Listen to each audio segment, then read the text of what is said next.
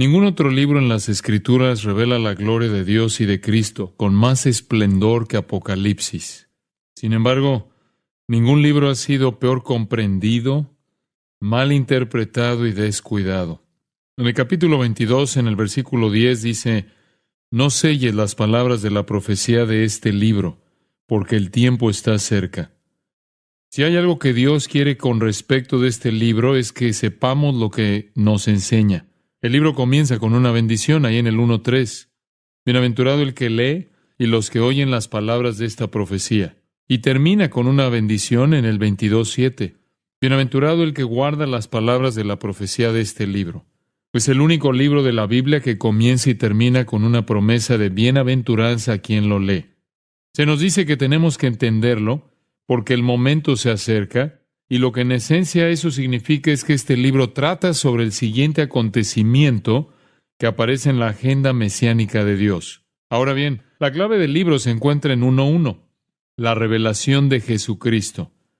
El libro es sobre el Apocalipsis, del griego apocalipsis, el develamiento, la revelación de la verdad sobre Cristo desconocida hasta el momento. Aprenderemos cosas sobre Jesucristo que no supiéramos si no fuera por este libro.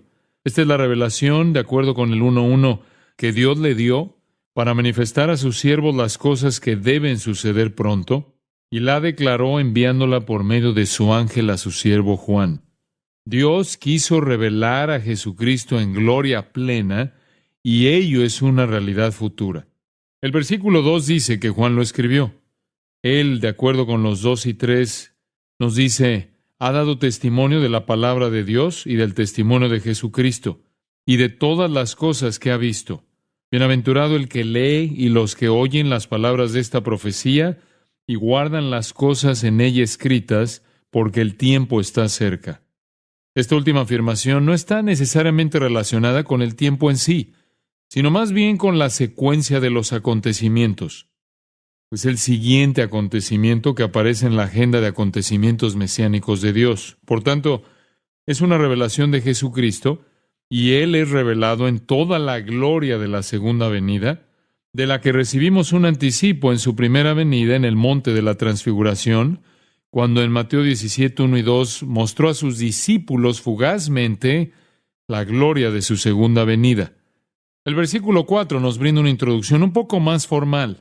Juan se escribe este libro en particular para que se lo envíen a las 7 iglesias en Asia Menor, lo que hoy es Turquía.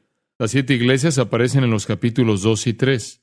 Fueron congregaciones verdaderas y fueron los primeros destinatarios de esta carta, que después se transmitió a todas las demás iglesias y a nosotros. Estas iglesias se fundaron principalmente como consecuencia del ministerio de Pablo en Éfeso, que fue la iglesia clave de la región. Partiendo de Éfeso, la palabra de Dios se diseminó por toda la región. Y no hay duda de que gracias a que la palabra se diseminó, se fundaron estas iglesias diversas en Asia Menor. Después le sigue un saludo: gracia y paz a vosotros, del que es y que era y que ha de venir. He aquí una descripción del Dios eterno que fue, es y que será en el futuro venidero. El saludo es también de parte de los 7 espíritus que están delante de su trono. Juan se refiere a los 7 espíritus, pero en realidad es una referencia al carácter séptuplo del Espíritu Santo. Isaías 11:2 es una referencia cruzada con respecto de Apocalipsis 1:4. En el pasaje de Isaías figuran 7 ministerios del Espíritu Santo excepcionales, los 7 espíritus que están delante de su trono. Entonces, el libro se envía con saludos de Dios Padre, saludos del Espíritu Santo y además, en el 1:5, de Jesucristo. Entonces, es una carta de la Trinidad. Ya que este libro es una revelación de Jesucristo, Juan describe a Jesús como el primogénito de los muertos en el versículo 5. Eso no quiere decir que Él fuera el primero que hubiera resucitado jamás de entre los muertos. Hubo otros que Él mismo resucitó de entre los muertos, como en Juan 11, 43 y 44.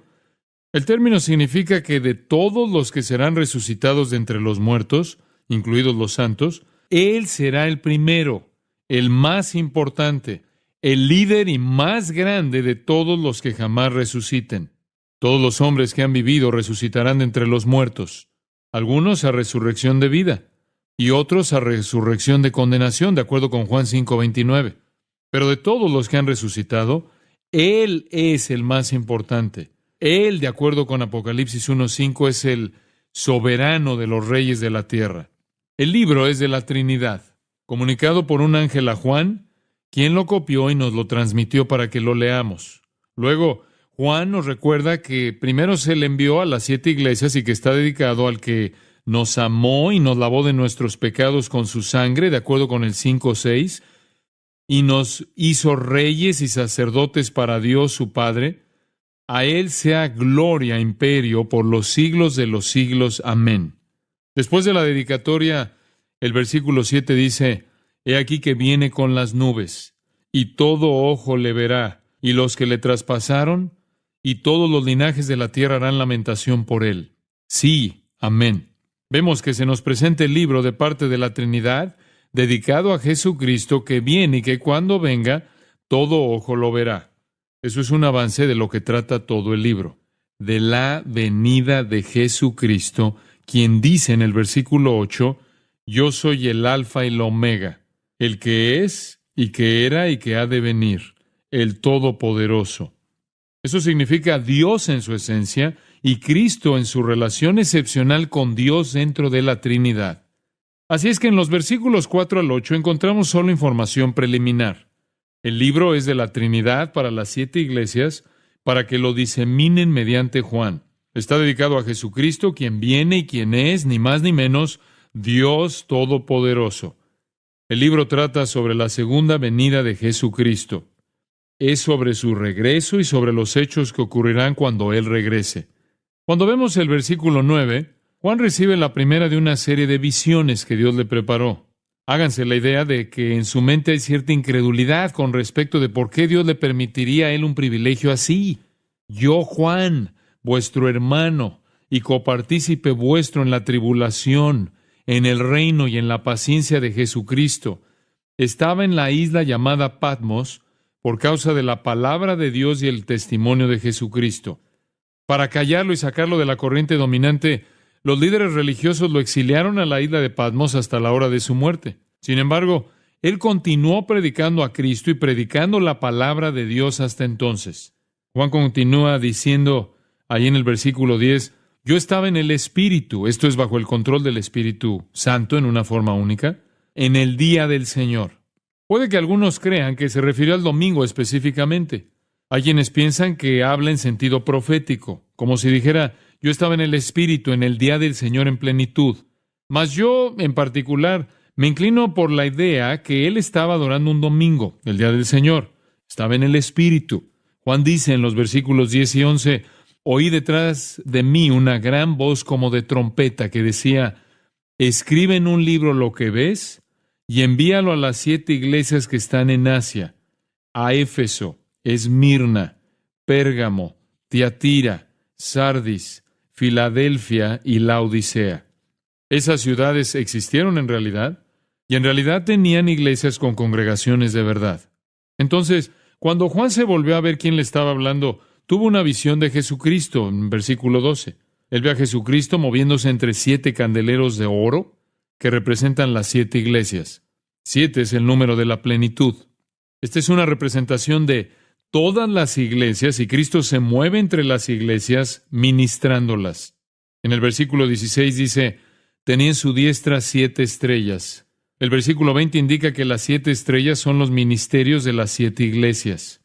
Se ve al Señor moverse por su iglesia, ministrando, embelleciendo los candeleros, llevando a cabo su obra de purificación y juicio, ejerciendo sabiduría, etc. Juan ve a Cristo en su gloria, ministrando a la iglesia. En el versículo 19 aparece un resumen del libro.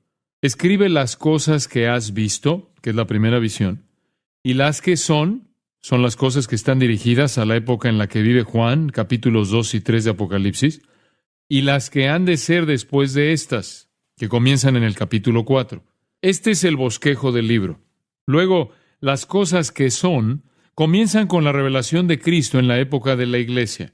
Esa es la época en la que Juan escribe y Cristo se mueve entre las iglesias ministrando. Su ministerio se revela en 7 misivas que se escribieron a estas iglesias por separado. Al inicio del capítulo 2, vemos las cartas escritas a las 7 iglesias. Son 7 iglesias que existieron en las ciudades con las que se les identifica. El estudio detallado de estas cartas nos revela que cada una encaja en el contexto histórico, cultural y geográfico de la ciudad a la que estaba dirigida. Sin embargo, cada una de las iglesias es representativa. Esto es, cada una tiene un carácter propio único. Esas iglesias representan a las iglesias a lo largo de la historia porque cada una es una clase de iglesia especial. Cada una recibe un mensaje especial de parte del Señor. Este es su ministerio, por así decirlo, para la era de la iglesia. La primera es para Éfeso. ¿Qué clase de iglesia es Éfeso? Es la iglesia que es ortodoxa en doctrina, pero fría. Ha abandonado su primer amor. Cristo le dice ahí en el 2, 4 y 5, pero tengo contra ti que has dejado tu primer amor. Recuerda, por tanto, de dónde has caído y arrepiéntete y haz las primeras obras. Entonces, esta es la iglesia que es ortodoxa, son los que tienen la doctrina correcta. Los versículos 2 y 3 dicen que ellos no pueden soportar a los malos. Ya has probado a los que se dicen ser apóstoles y no lo son, y los has hallado mentirosos. Ya has sufrido, ya has tenido paciencia, ya has trabajado arduamente por amor de mi nombre y no has desmayado. Pero perdieron su amor y se volvieron fríos y ortodoxos. Ese tipo de iglesia ha existido en todas las épocas y existe hoy día. Esas iglesias que tienen el mensaje correcto pueden ser frías e indiferentes con respecto a ese mensaje. La segunda iglesia que encontramos es la de Esmirna, en los versículos 8 al 11. Esta es la iglesia que sufre persecución.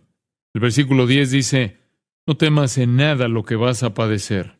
He aquí, el diablo echará a algunos de vosotros en la cárcel, para que seáis probados, y tendréis tribulación por 10 días. Sé fiel hasta la muerte, y yo te daré la corona de vida. No dice algo negativo contra esta iglesia. ¿Por qué? Una iglesia bajo persecución siempre será una iglesia pura, porque los falsos son purgados por la persecución. Las personas que asisten a la iglesia por motivos egoístas e impuros saldrán de ella en cuanto comience la persecución. Si no tienen nada por qué morir, no se quedarán ni los matarán en la masacre. A través de todas las etapas de la historia de la iglesia, han existido esas iglesias que han soportado la persecución, y semejantes iglesias existen hoy en el mundo.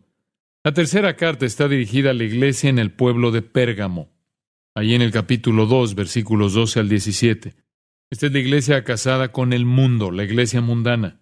Cristo describe su carácter mundano a través del versículo 15, y luego, en el versículo 16, Él dice, arrepiéntete, pues si no, vendré a ti pronto y pelearé contra ellos con la espada de mi boca.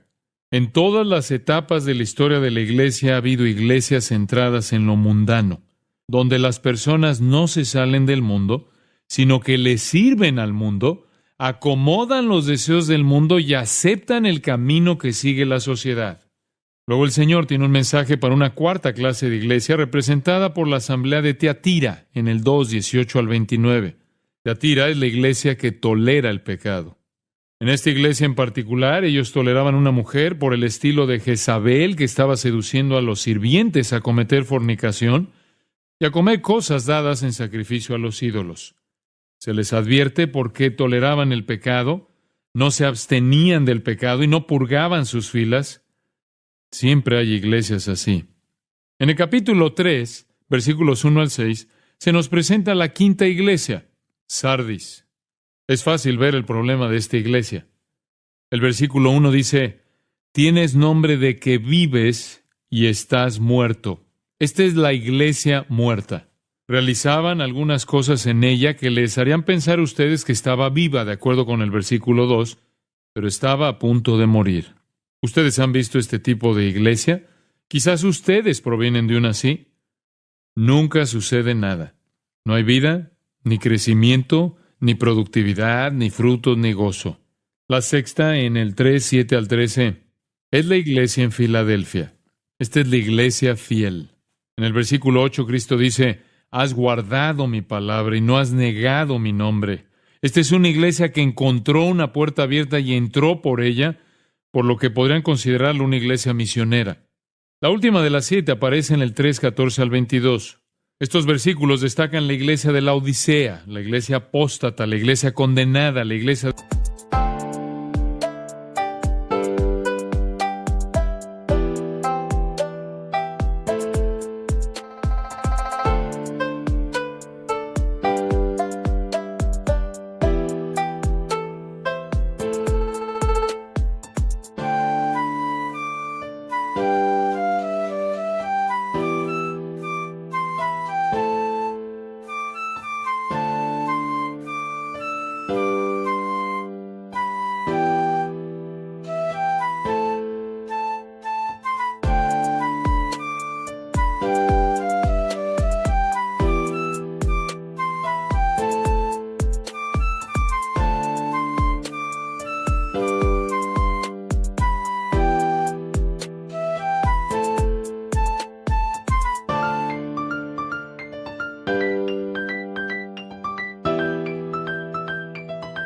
El liberalismo hoy día está caracterizada por estas palabras en los versículos 15 y 16.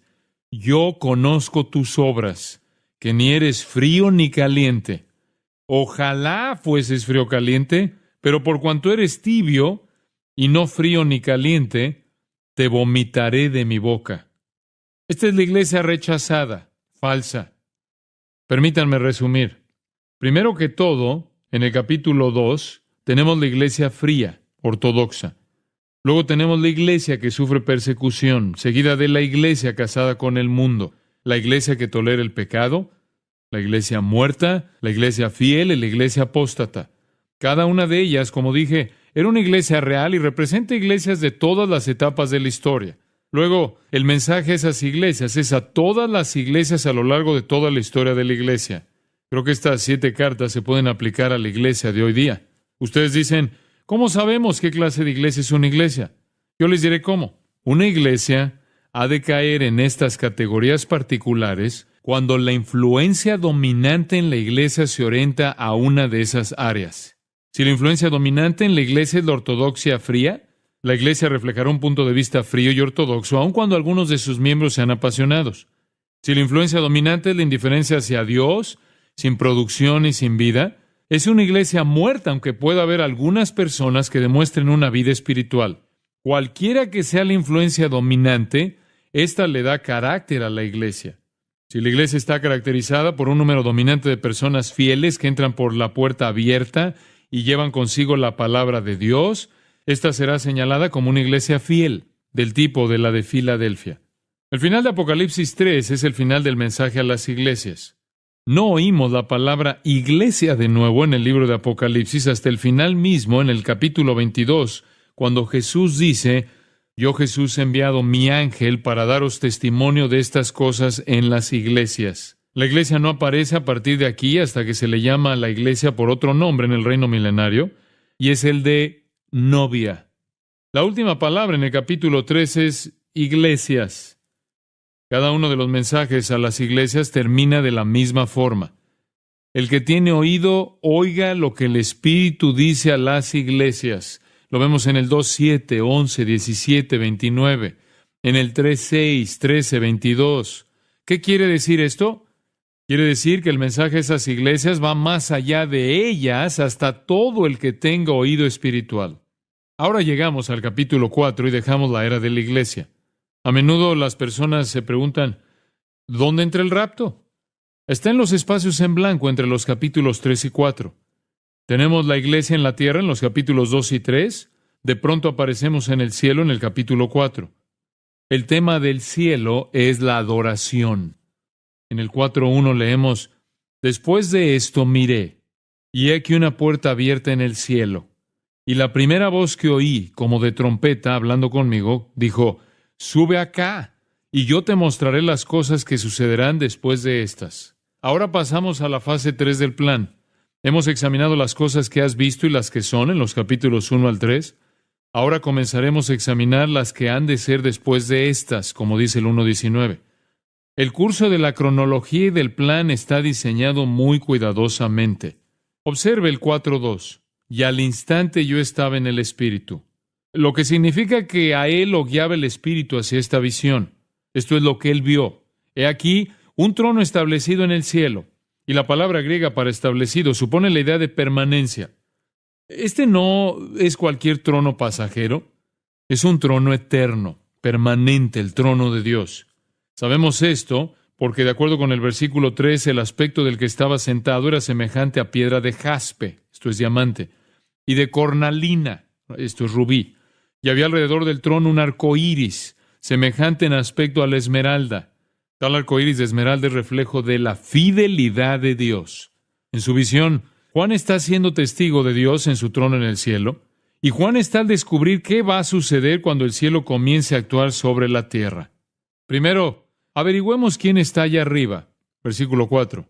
Y alrededor del trono había 24 tronos, y vi sentados en los tronos a 24 ancianos, vestidos de ropas blancas, con coronas de oro en sus cabezas. Ahora bien, ¿quiénes son ellos? Yo creo que representan la iglesia de Jesucristo. Esta escena trata sobre una época de recompensas.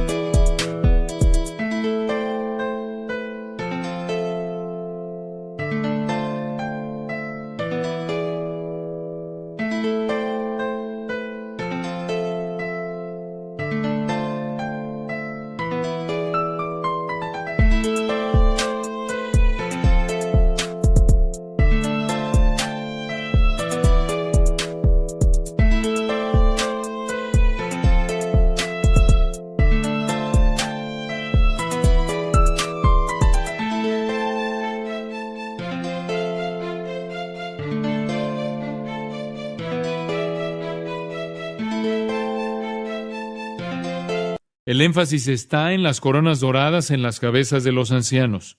Veo esta escena como la iglesia en el rapto, ahora completada en el cielo, reinando con Dios alrededor de su trono en gloria, luego de haber sido recompensada. Cuando Jesús viene a llevar la iglesia en el rapto, Él dice en Apocalipsis 22:12, «He aquí yo vengo pronto y mi galardón conmigo». Creo que lo primero que sucede cuando seamos arrebatados es que nos elevamos al cielo y recibimos nuestras recompensas. Aquí están estos ancianos que llevan coronas, están sentados en tronos y usan ropas blancas. A la iglesia se le prometen los tres. No creo que los ancianos representan a Israel basado en el 5, 9 y 10, donde dice cantaban un nuevo cántico diciendo, digno eres de tomar el libro y de abrir sus sellos, porque tú fuiste inmolado y con tu sangre nos has redimido para Dios de todo linaje y lengua y pueblo y nación, y nos has hecho para nuestro Dios reyes y sacerdotes, y reinaremos sobre la tierra. Los que han sido redimidos están cantando esa canción. Creo que esta escena se refiere a la gente redimida, los que son salvos, aquellos que han sido redimidos en cada tribu, lengua, pueblo y nación. Según yo lo veo, no puede referirse a los ángeles, no puede referirse a santos de Israel, por lo que debe referirse a la iglesia. La visión continúa ahí en el 4:5. Y del trono salían relámpagos y truenos.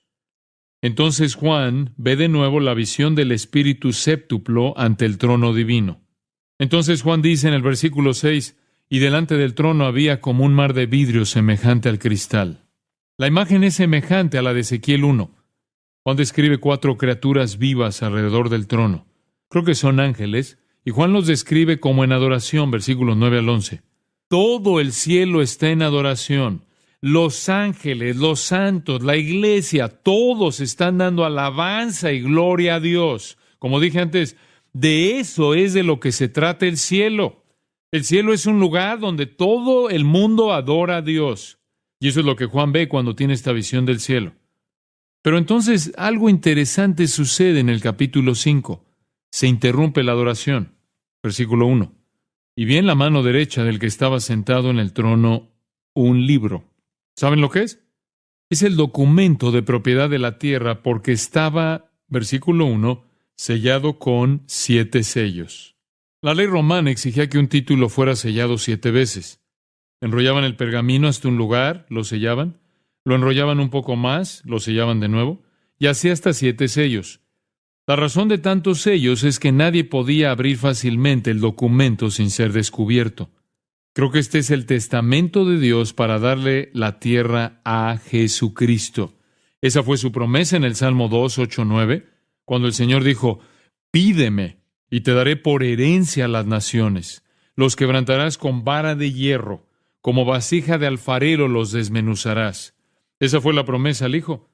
La escena en el cielo continúa y nos dice ahí los versículos 2 al 5 del capítulo 5, ¿quién es digno de abrir el libro y desatar sus sellos? Y ninguno, ni en el cielo, ni en la tierra, ni debajo de la tierra, podía abrir el libro, ni aun mirarlo. Y lloraba yo mucho, porque no se había hallado a ninguno digno de abrir el libro, ni de leerlo, ni de mirarlo. Y uno de los ancianos me dijo, no llores. He aquí que el león de la tribu de Judá, la raíz de David, ha vencido para abrir el libro y desatar sus 7 sellos.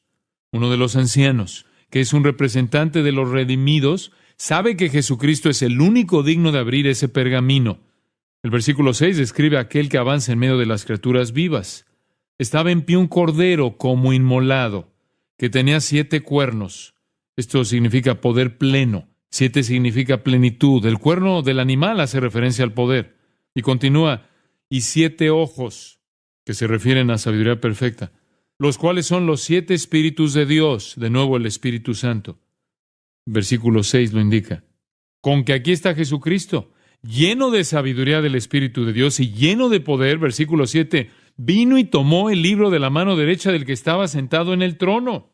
Tengan este valioso versículo en mente, subráyenlo varias veces, marque el desarrollo de todo lo que va a suceder. Jesús toma el pergamino y va a tomar de nuevo a la tierra. El paraíso será recuperado. ¿Qué creen ustedes que sucede en el cielo como resultado?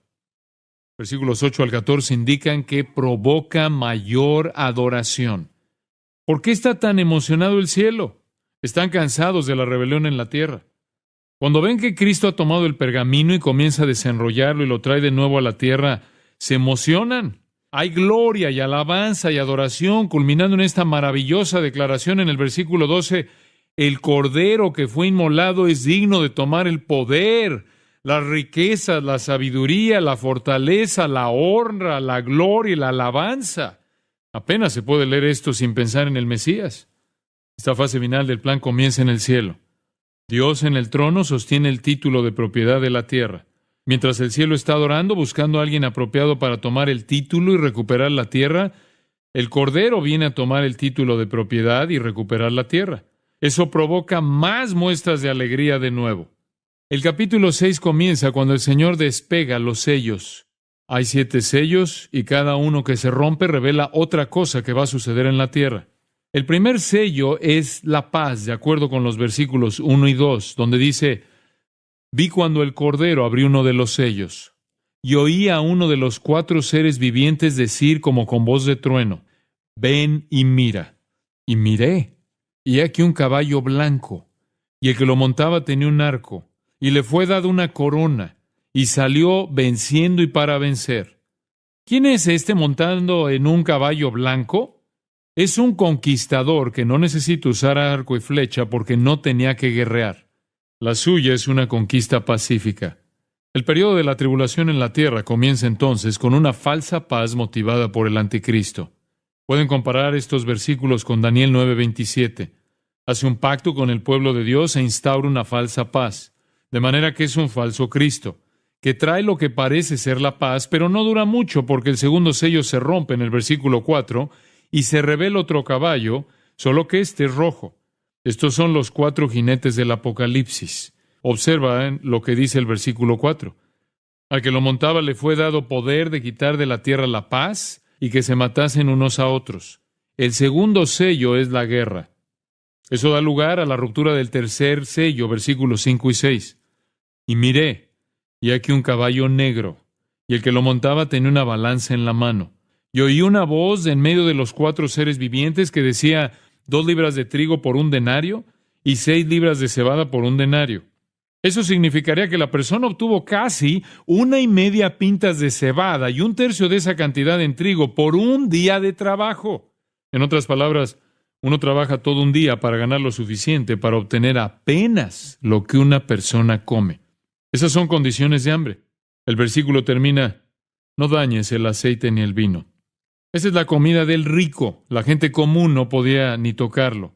Por eso es que a la paz sigue la guerra y esta es seguida del hambre. Donde hay guerra a nivel mundial, hay hambre a nivel mundial. El próximo es el cuarto sello. ¿Qué sigue lógicamente a la guerra y al hambre? La muerte. El versículo 8 dice: miré, y aquí un caballo amarillo, y el que lo montaba tenía por nombre Muerte, y el Hades le seguía, y le fue dada potestad sobre la cuarta parte de la tierra, para matar con espada, con hambre, con mortandad, y con las fieras de la tierra. En la medida en que llegamos a la apertura del séptimo sello, encontramos algunas personas bajo el altar en el versículo 9. Son sin duda los redimidos que han sido asesinados y están ahora en el cielo, en el altar mismo de Dios, orando, de acuerdo con el versículo 10. Observe: ¿hasta cuándo, Señor, santo y verdadero, no juzgas y vengas nuestra sangre en los que moran en la tierra? Durante la guerra y la matanza y el hambre, al pueblo redimido lo masacra el anticristo. Esta es una sección muy importante. Es una premisa en la que se basa una gran parte de la explicación futura en Apocalipsis. El versículo 11 dice: y se les dieron vestiduras blancas, y se les dijo que descansasen todavía un poco de tiempo, hasta que se completara el número de sus consiervos y sus hermanos, que también habían de ser muertos como ellos. En esencia, los santos martirizados tienen que ser pacientes. Mientras tanto, se les dan vestiduras blancas, que son ropas celestiales, para que en ellas se regocijen y descansen hasta que los otros mártires sobre la tierra terminen de ser martirizados. Ahora, de regreso a la tierra y al sexto sello, que es un terremoto. Versículo 12. El sol se puso negro como tela de silicio, y la luna se volvió toda como sangre. Joel habló acerca de este incidente, al igual que Pedro, el día de Pentecostés. Lo vemos ahí en Joel 1, 28 al 32 y Hechos 2, 17 al 21. Apocalipsis 6, 13 dice: las estrellas del cielo cayeron sobre la tierra como la higuera deja caer sus higos cuando es sacudida por un fuerte viento. Ahora, imagínense eso. El sol se pone negro, la luna se pone roja como la sangre, las estrellas caen del cielo, y entonces el cielo desaparece como un pergamino que se enrolla. Versículo 14. ¿Alguna vez ustedes han bajado una cortina y luego la han soltado? Eso es lo que le va a pasar al cielo. Versículo 14 dice: y todo monte y toda isla se removió de su lugar. Ese será un momento espantoso. Un miedo tremendo es la reacción en los versículos 15 al 17. La gente pide a gritos que caigan las rocas y las montañas, diciendo: caed sobre nosotros y escondednos del rostro de aquel que está sentado sobre el trono y de la ira del Cordero, porque el gran día de su ira ha llegado, ¿y quién podrá sostenerse en pie? Si ustedes tienen que soportar esto, serán como una canasta. ¿Ustedes se pueden imaginar lo que era para Juan el tener todas estas visiones? Por eso el Señor le da un respiro en el capítulo 7. En medio de todo el caos que ocurre, habrá una bendición. A algunos se les librará de este juicio. A algunos creyentes se les eximirá. ¿Quiénes son? Son 144,000 judíos de cada tribu, con la excepción de Dan. A ellos se les omite debido a su burda idolatría, como lo vemos en Deuteronomio capítulos 27 y 28. Pero si a ustedes les preocupa Dan, Ezequiel 48, 1 y 2 señala que ellos están incluidos en el reino, de manera que son devueltos bondadosamente al rey, pero simplemente no se les permite servir en este ministerio en particular. A mitad de la semana, cuando comience el holocausto, ya habrá judíos que han creído en Jesucristo como su Salvador y Señor, y pasarán por la tribulación y no podrán ser ultimados. No pueden ser heridos porque están sellados y protegidos, versículos 2 y 3. Nada les puede hacer daño, por lo que durante la segunda mitad de la tribulación habrá 144,000 judíos que predican el Evangelio. Van a ser muy eficientes. Juan dice ahí en el 7, versículos 9 y 10, observe: después de esto miré, y aquí una gran multitud, la cual nadie podía contar, de todas naciones y tribus y pueblos y lenguas, que estaban delante del trono y en la presencia del Cordero, vestidos de ropas blancas, y con palmas en las manos, y clamaban a gran voz diciendo: la salvación pertenece a nuestro Dios que está sentado en el trono y al Cordero. ¿De dónde vinieron? Son el fruto de los 144,000 judíos. Esta es una de las maravillosas declaraciones acerca de la soberanía de Dios en la salvación. Dios decidirá salvar 144,000 judíos y seleccionará a 12,000 de cada tribu de Israel. Solo Él sabe dónde se conectan las personas con sus tribus. Ellos perdieron todos los documentos en la destrucción de Jerusalén en el año 70 después de Cristo. Pero Él no pierde los documentos. Aquellos 144,000 judíos redimidos serán los evangelistas. Debido a su ministerio, vendrán innumerables personas de cada tribu y lengua y nación y pueblo a alabar al Señor Jesucristo. Por supuesto, lo que viene después de esto en el cielo es mucha más adoración en el resto del capítulo 7. Ahora llegamos al séptimo sello en el capítulo 8. El séptimo sello es la reacción a los primeros 6. Tanto como la séptima trompeta será una reacción a las primeras 6 y la séptima copa una reacción a las primeras 6. El versículo 1 dice: cuando abrió el séptimo sello, se hizo silencio en el cielo como por media hora. ¿Qué quiere decir esto? ¿Qué se detuvo? La adoración había sido la práctica de todos en el cielo, pero ahora se detiene durante media hora. ¿Por qué? Todos se han aterrorizado por el holocausto de furia divina que se está extendiendo. Entonces aquí vienen los juicios de las 7 trompetas. El Señor ha abierto el sello y al final de él vienen trompetas que anuncian el juicio. Versículos 6 y 7 dice: y los 7 ángeles que tenían las 7 trompetas se dispusieron a tocarlas.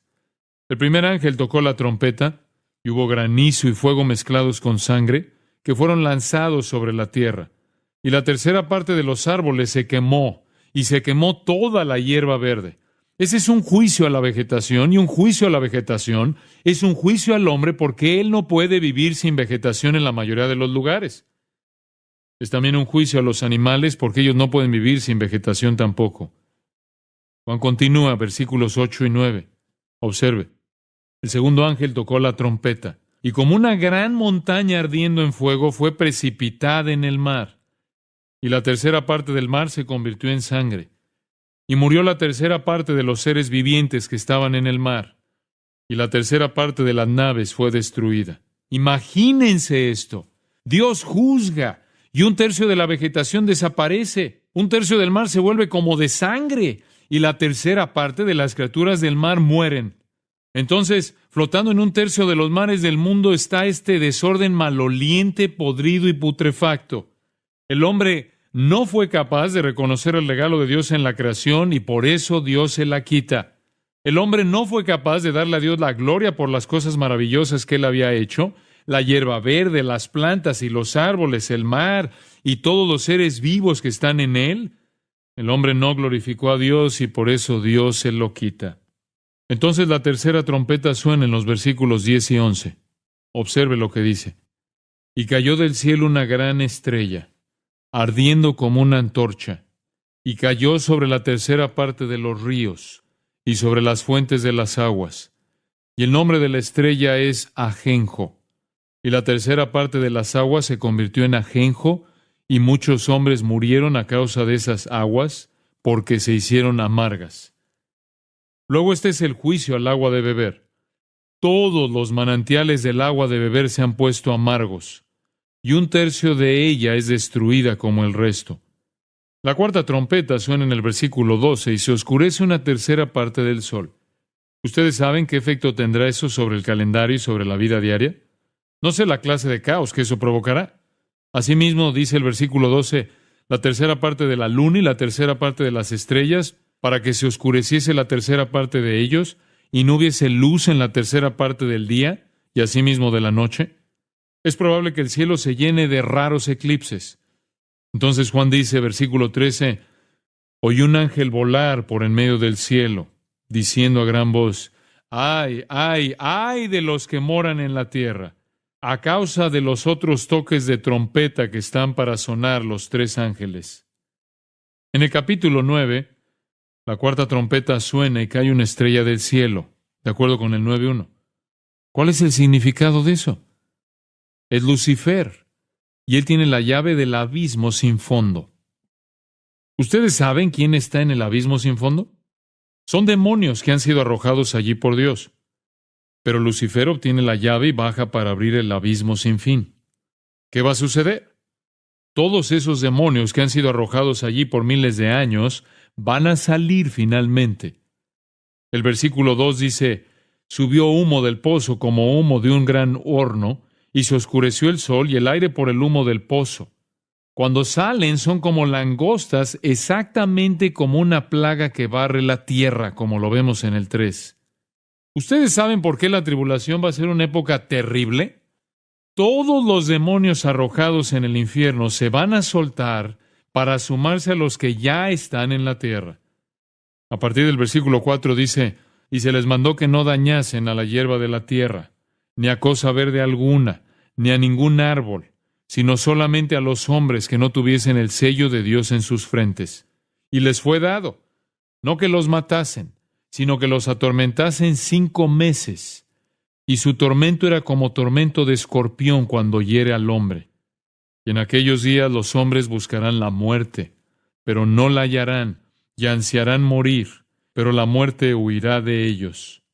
La plaga de langostas demoníaca va a cruzar el globo terráqueo, torturando a los hombres durante 5 meses, y los hombres serán incapaces de buscar alivio incluso en la muerte. Los versículos 7 al 10 describen estos seres demoníacos en lenguaje simbólico. Luego el versículo 11 dice, y tienen por rey sobre ellos al ángel del abismo, cuyo nombre en hebreo es Abadón, significa destructor, y en griego Apolión, destructor también. Si ustedes creen que eso es malo, aún quedan 2 trompetas más. Mientras suena la 6ª trompeta, el río Éufrates se abre totalmente, versículo 15. Observe, y fueron desatados los 4 ángeles que estaban preparados para la hora, día, mes y año, a fin de matar a la 3ª parte de los hombres. Aquí viene una hueste liberada por un ángel, y la hueste debe matar a 1/3 del mundo. El número del ejército de jinetes es de 200 millones si vienen del este, cruzando el Éufrates, de acuerdo con el versículo 16. En el versículo 18, 1/3 de la humanidad es asesinada por el fuego, el humo y el azufre que sale de las bocas de este ejército. Esa puede ser la forma en que se describe la artillería usando términos antiguos. Observe versículos 20 y 21.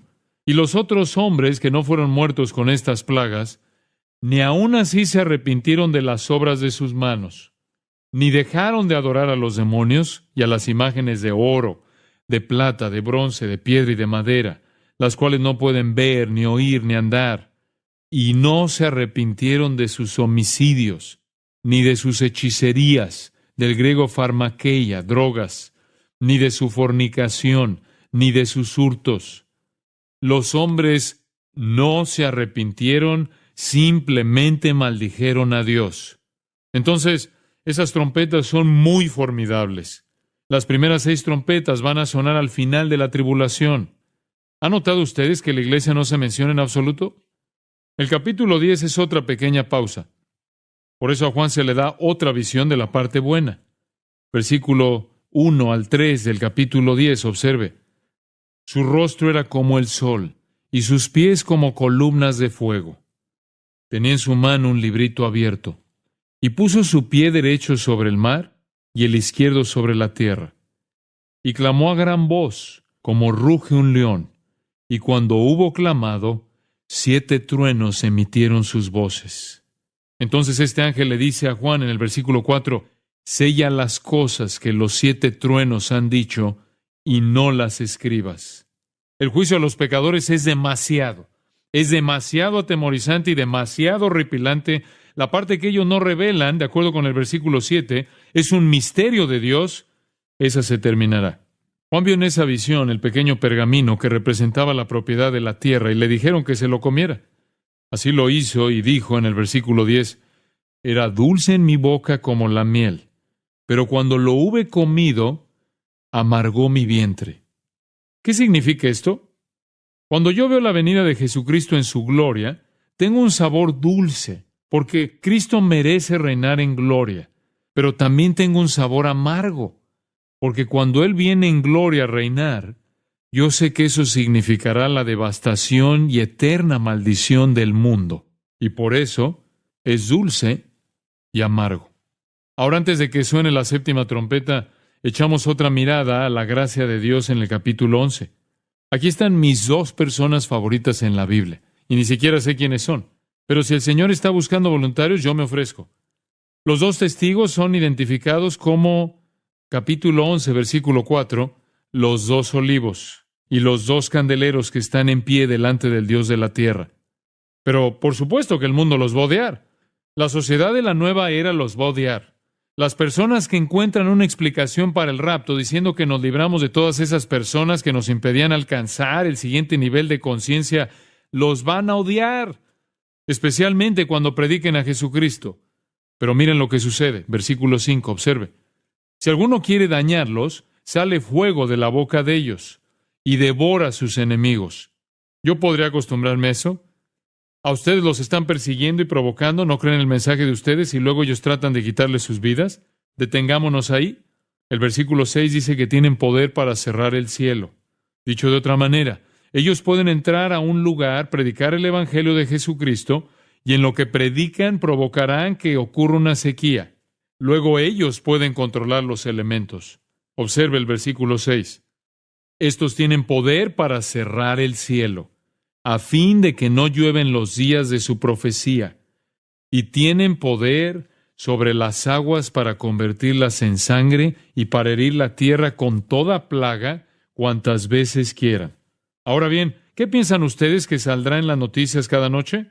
A continuación, nuestro reporte de dos testigos. Esta semana estuvieron en Cincinnati, no llovió. Todos los ríos se convirtieron en sangre y hubo plagas que atacaron a las personas. Tenemos que hacer algo con estos dos sujetos, pero cada vez que lo intentamos nos convertimos en humo. ¿Ustedes saben lo que pasará a continuación? Finalmente la bestia sale del abismo, la bestia misma. Ella los vence y los mata, versículo 7. Y observa el versículo 8. Y sus cadáveres estarán en la plaza de la gran ciudad, que en sentido espiritual se llama Sodoma y Egipto, donde también nuestro Señor fue crucificado. Por tanto, son asesinados en Jerusalén. El versículo 8 dice que sus cuerpos son abandonados en la calle. Ahora bien, esto es en nuestra era moderna. Los gobiernos no dejan cadáveres en la calle. El versículo 9 dice, y los de los pueblos, tribus, lenguas y naciones verán sus cadáveres por 3 días y medio. ¿Cómo puede el mundo entero ver 2 cadáveres en Jerusalén? Hay una sola forma y es por la televisión. Eso no hubiera podido ser posible hace 100 años. Observe el versículo 9. Y no permitirán que sean sepultados. ¿Por qué? El versículo 10 nos dice, y los moradores de la tierra se regocijarán sobre ellos y se alegrarán y se enviarán regalos unos a otros, porque estos 2 profetas habían atormentado a los moradores de la tierra. El mundo está muy contento de que estos 2 estén muertos. Puedo imaginarme un reportero parado allí diciendo, a estos hombres los mataron hace 3 días y medio. Sentimos un gran alivio de que los hayan eliminado de la tierra. Entonces en los versículos 11 al 13 dice, observe, pero después de 3 días y medio entró en ellos el espíritu de vida enviado por Dios, y se levantaron sobre sus pies, y cayó gran temor sobre los que los vieron, y oyeron una gran voz del cielo que les decía, subid acá. Y subieron al cielo en una nube, y sus enemigos los vieron. En aquella hora hubo un gran terremoto, y la 10ª parte de la ciudad se derrumbó. Y por el terremoto murieron en número de 7,000 hombres, y los demás se aterrorizaron y dieron gloria al Dios del cielo. Terror, puro terror, es la respuesta. Dios nunca estará sin un testigo. Después de ese interludio regresamos a la 7ª trompeta. Cuando suena es el gran final. Observe el versículo 15. Los reinos del mundo han venido a ser de nuestro Señor y de su Cristo, y Él reinará por los siglos de los siglos. Cuando esa 7ª trompeta suena, los reinos del mundo pertenecen a Jesucristo. Y el capítulo 12 vuelve a recoger algunos detalles más antes de que lleguemos a las últimas 7 copas. Describe la persecución incesante de Satanás a Israel y al Mesías y al pueblo de Dios. Plantea cómo Él siempre ha hecho la guerra en contra del pueblo de Dios. La mujer en este capítulo es Israel, el niño es Cristo y el dragón es Satanás. El dragón siempre ha perseguido al niño que nació de la mujer. Él ha luchado en el pasado y luchará en el futuro. El versículo 7 dice que los demonios de Satanás y Miguel y sus ángeles van a librar una guerra en el cielo. El superángel Miguel y sus ángeles ganarán. El versículo 9 nos dice que van a arrojar a Satanás a la tierra con todos sus demonios. Pero veamos la escena. Los demonios han salido del foso como langostas y andan por toda la tierra. Los demonios que habían sido gobernantes en las altas esferas han sido lanzados hacia abajo, sin tener acceso a Dios nunca más, como Satanás en Job cuando fue ante el trono de Dios, en Job 1:6. Con todos ellos en la tierra, uno solo puede imaginarse cómo es un mundo demoníacamente infestado. El ataque del ejército demoníaco está dirigido a Israel, pero el resto del capítulo 12 muestra cómo Dios protege maravillosamente a Israel. En un momento dado, este ejército persigue a Israel, pero de acuerdo con Apocalipsis 12:16, la tierra se abre y se lo traga. El capítulo 13 recoge otro detalle. Nos presenta al anticristo, el gobernante del mundo, quien dirige un ataque con todo contra el pueblo de Dios. En los versículos 4 y 5 dice, ¿quién como la bestia? ¿Y quién podrá luchar contra ella? También se le dio boca que hablaba grandes cosas y blasfemias, y se le dio autoridad para actuar 42 meses.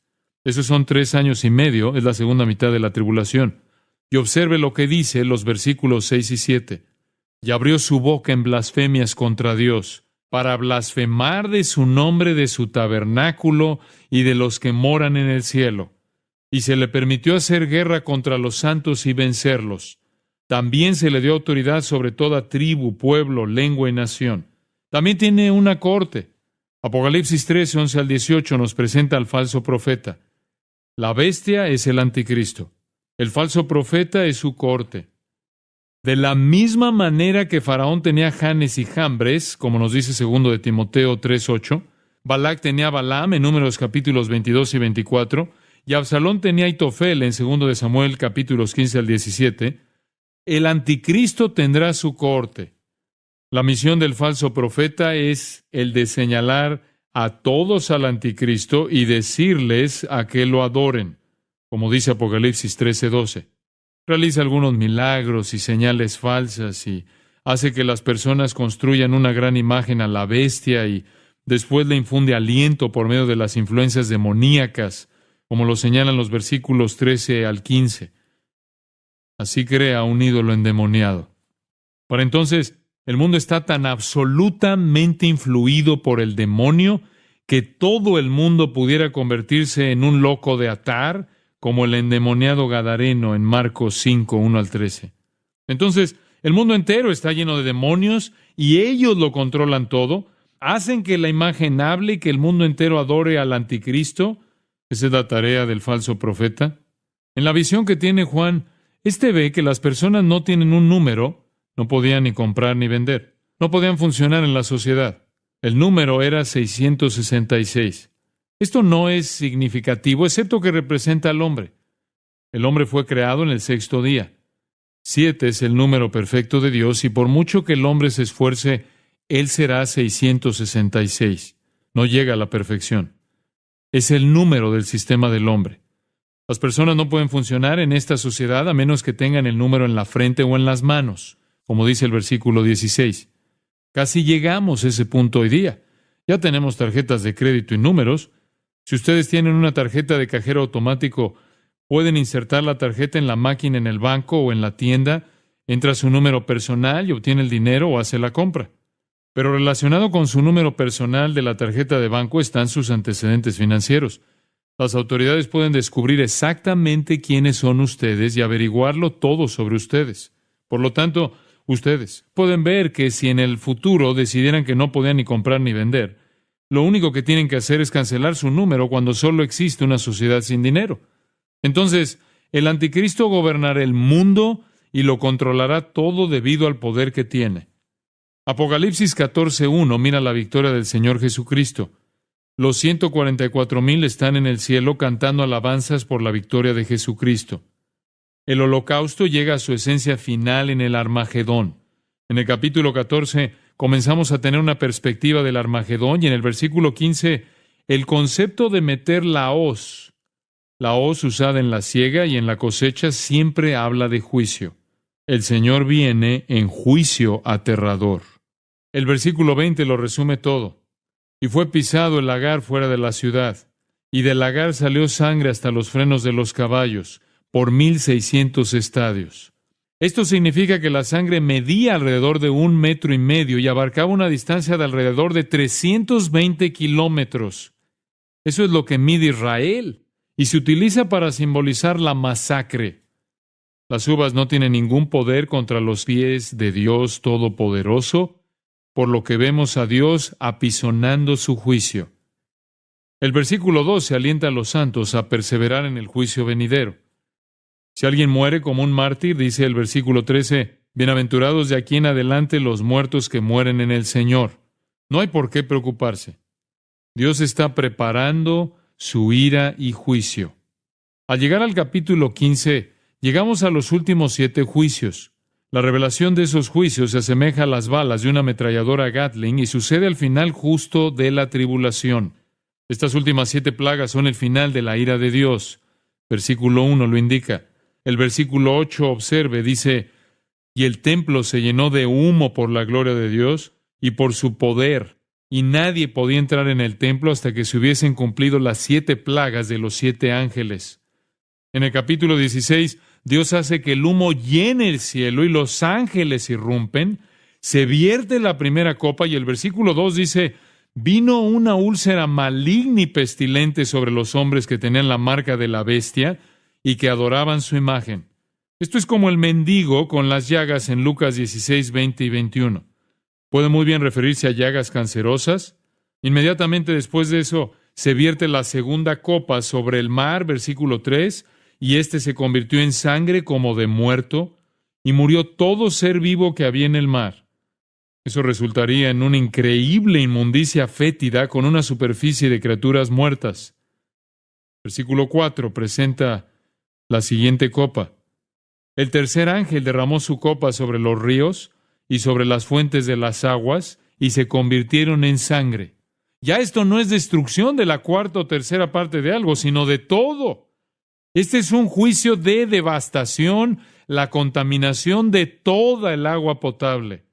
En los versículos 8 y 9, la cuarta copa se vierte, nos dice, sobre el sol, al cual fue dado quemar a los hombres con fuego. Y los hombres se quemaron con el gran calor y blasfemaron el nombre de Dios, que tiene poder sobre estas plagas, y no se arrepintieron para darle gloria. Entonces la quinta, versículo 10, después del sol quemante viene la oscuridad y mordían de dolor sus lenguas. ¿Por qué? Ellos no podían ver a dónde iban, no hay luz alguna, nada sino una oscuridad total.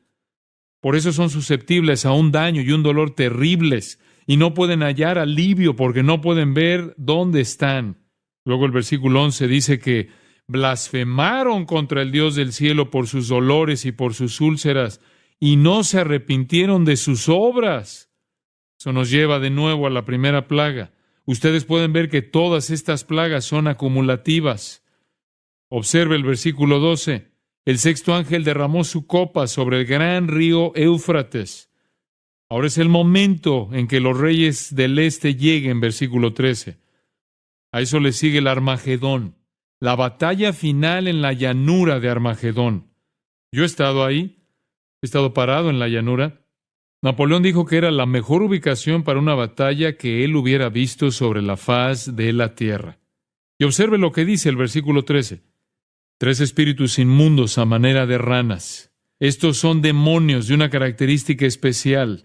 Salen del cieno del infierno mismo, de la boca del dragón y de la boca de la bestia y de la boca del falso profeta. Estos son espíritus de demonios que hacen milagros. Reúnen al mundo para la batalla en Armagedón y no saben que es el gran día de Dios Todopoderoso.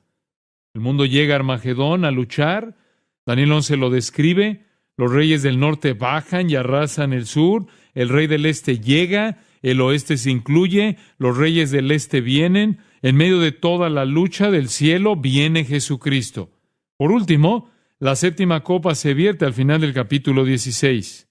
Hay relámpagos y truenos, nos dice el versículo 18. Y Y observe el versículo 20 y 21. Y toda isla huyó. Observe el versículo 20 y 21.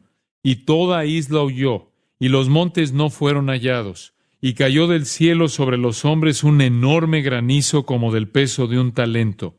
Ese es el gran final. Los capítulos 17 y 18 son muy importantes. Repasan algunos detalles de la segunda mitad.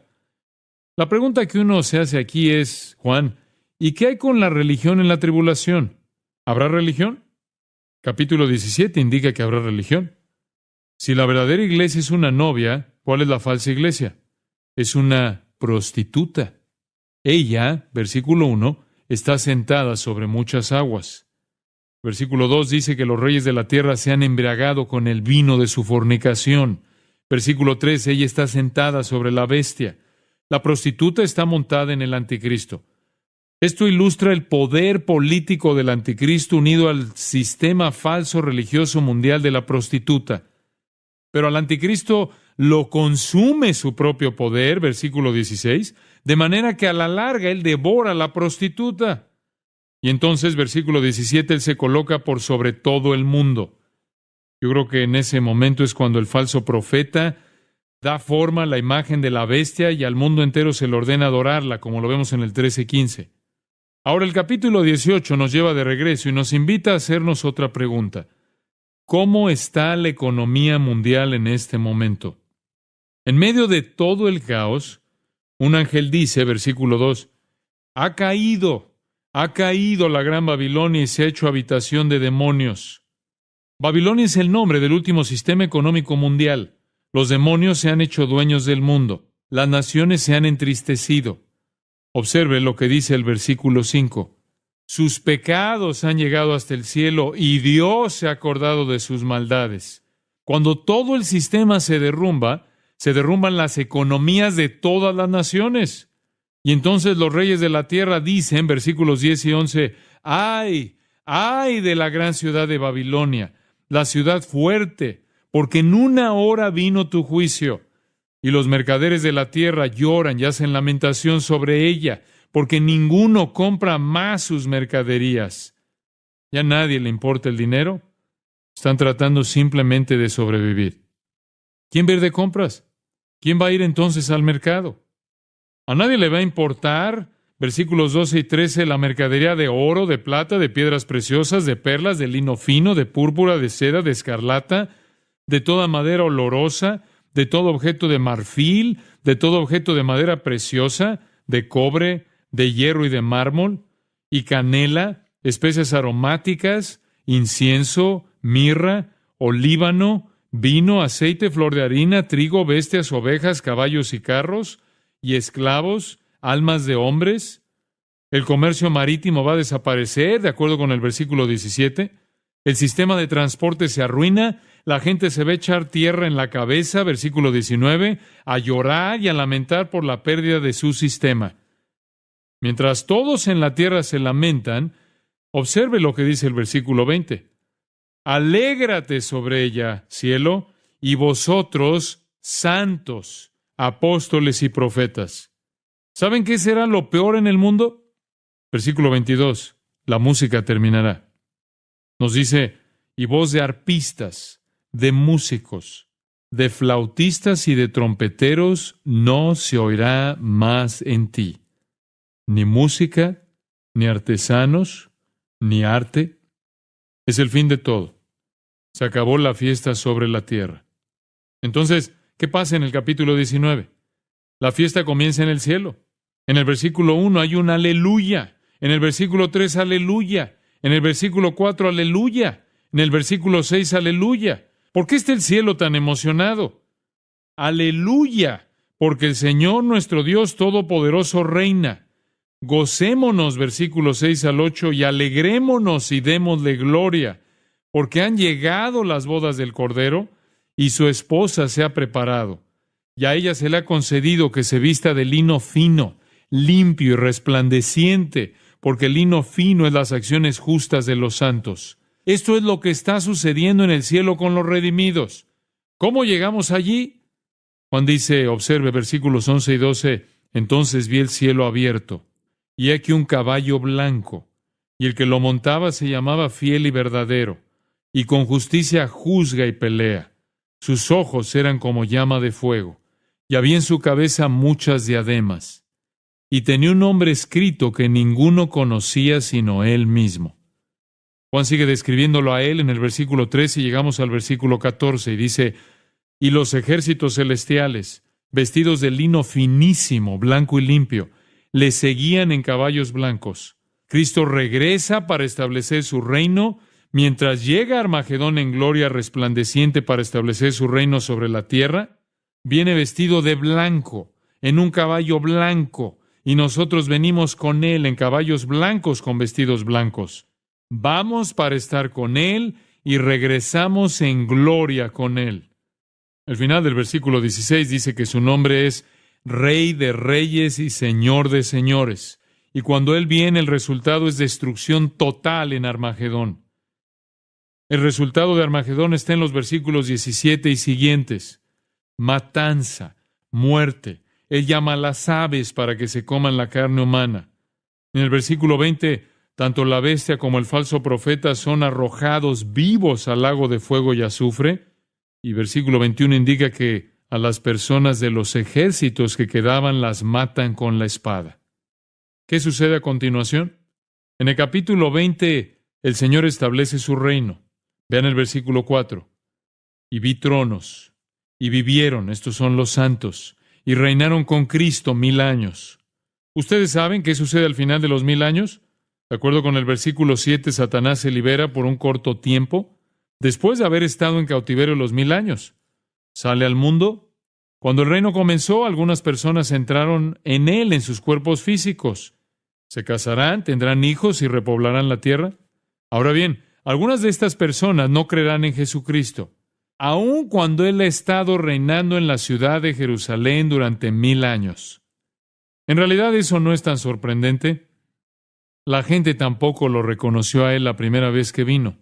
Lo rechazaron cuando sí supieron quién era. Satanás conduce una rebelión final y el versículo 9 dice que descendió fuego del cielo y los consumió a los rebeldes. Entonces todos los no salvados de toda la historia se reúnen para el juicio del gran trono blanco en el versículo 11 y el versículo 15 dice, y el que no se halló inscrito en el libro de la vida fue lanzado al lago de fuego. Ese es el final del reino de los 1000 años. ¿Qué pasa después de esto? Juan dice, versículo 1, vi un cielo nuevo y una tierra nueva. Y versículo 2, la nueva Jerusalén. ¿Cómo es esto? Los versículos 3 y 4 afirman, he aquí el tabernáculo de Dios con los hombres, y Él morará con ellos, y ellos serán su pueblo, y Dios mismo estará con ellos como su Dios. Enjugará a Dios toda lágrima de los ojos de ellos, y ya no habrá muerte, ni habrá más llanto, ni clamor, ni dolor, porque las primeras cosas pasaron. Ese es el estado eterno. Ese es el nuevo cielo y la nueva tierra. El resto de los capítulos 21 y 22 lo describen. El último mensaje viene al final del capítulo 22. El versículo 17 dice, el espíritu y la esposa dicen, ven. Y el que oye diga, ven. Y el que tiene sed, venga. Y el que quiera, tome del agua de la vida gratuitamente. Esa es la última invitación. Vengan a Cristo, vengan y beban, vengan y compartan su salvación, pero hay una advertencia final en el versículo 11. El que es injusto, sea injusto todavía. Y el que es inmundo, sea inmundo todavía. Y el que es justo, practique la justicia todavía. Y el que es santo, santifíquese todavía. En otras palabras, lo que ustedes sean cuando llegue el juicio, es lo que ustedes van a ser para siempre. ¿Pueden ustedes decir con Juan, ven, Señor Jesús?